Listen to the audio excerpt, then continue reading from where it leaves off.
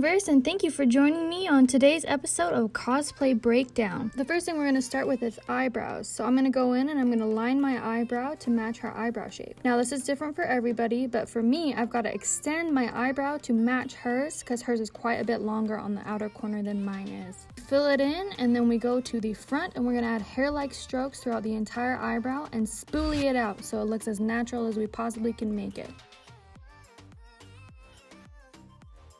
Next, you're going to take your eyeshadow palette of choice and you're going to choose a taupe brown color and you're going to line your crease.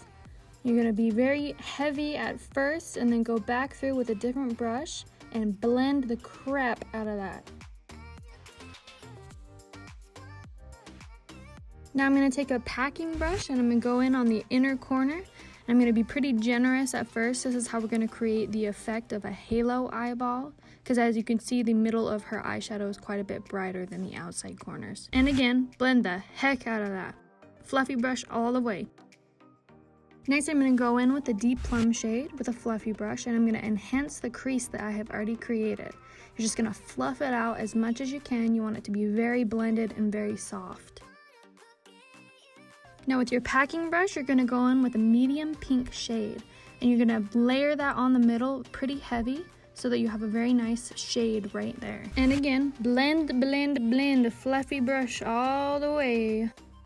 Now you're going to take that same brush and take a color close to your skin color, and you're going to fluff the heck out of those edges so that they get really soft and really blended.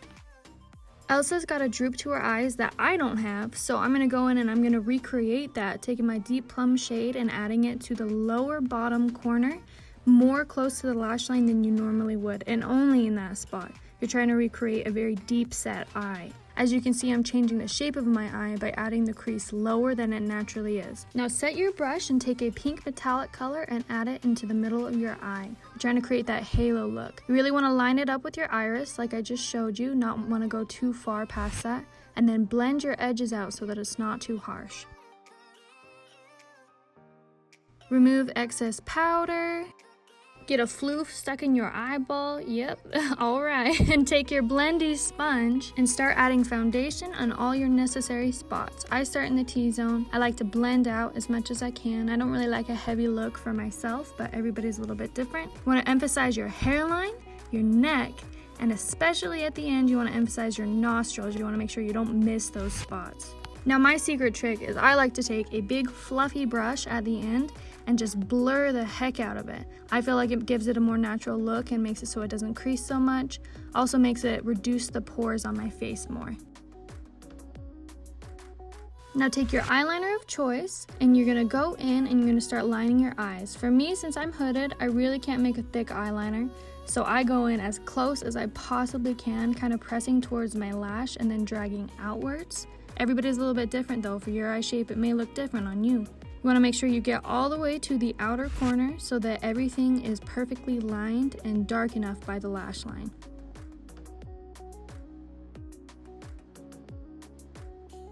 Next, you're going to tightline your eyes. I'm just using the same liquid liner, but a lot of people prefer a gel or a pencil liner. Everybody's a little bit different. As you can see, Elsa's eyes have a droop to them like we already discussed.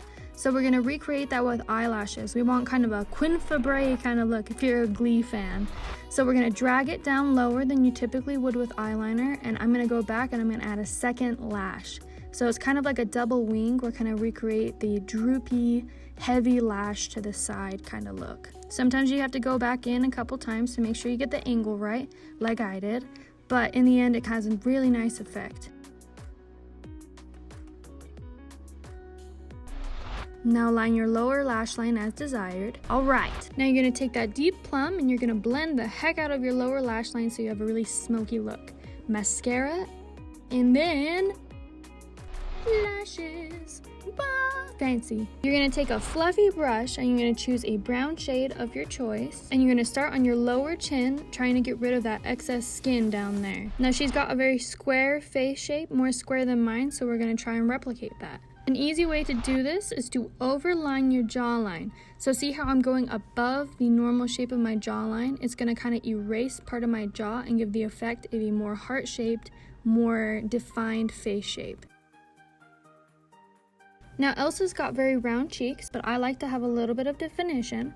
So I'm going to go in and I'm going to be very generous near the hairline and a lot softer near the front in circular motions to give myself a very rounded, soft contour. Next, I'm going to go up and I'm going to make sure to continue it on the other side and up around the hairline so that everything matches. Now for the nose. So as you can see, she's got a long nose with a button at the end. So I'm going to try and recreate that on my own face. So we've got to make sure it's even, and you want to go in a long line down either side of your nose to extend the bridge. I then go in and add a hook at the bottom so that when I eventually add the button section of the nose, it all connects. Her nose is more upturned on the edges than mine is, so I'm going to go in and I'm going to contour at the bottom of my nostrils so that it looks more downturned at the front, upturned at the end. Now to button nose it up, you just want to connect those hooks that we previously made very gently and extend them, and then blend the heck out of that. Sometimes you have to go back a couple times, but that's okay. Next, we're gonna take a very pink shade and we're gonna try and match her cheeks, giving us a very rouged look, probably because it's cold. Now her lip shape is actually quite different than mine, so I'm gonna try and recreate it. First, I'm lining the bottom like regular with my lipstick. Then I'm gonna go along the top and line it like regular first so that I have a good base to work with. And then after I've lined my Cupid's bow to match my own, I'm going to go back in and I'm going to very lightly scoop across the middle so that they match and there's less of a Cupid's bow. Next, I'm going to take my highlighter, do the Cupid's bow, tip of my nose, and in between the lines of contour. Then I'm going to go and get the brow bone and also the cheekbone so that I'm really blinding. I'm going to grab my setting spray again, and then dip back into that highlighter and get the inner corner of my eye. This is my favorite part. It looks so pretty. I love it. All right. And there you have it. You're Elsa. What the heck? And if you have a wig, pop it on. If you don't have a wig like me, do your hair in a fancy schmancy braid. All right. Thank you so much for watching, you guys. I hope this helped you. Have a great day, and don't forget to subscribe.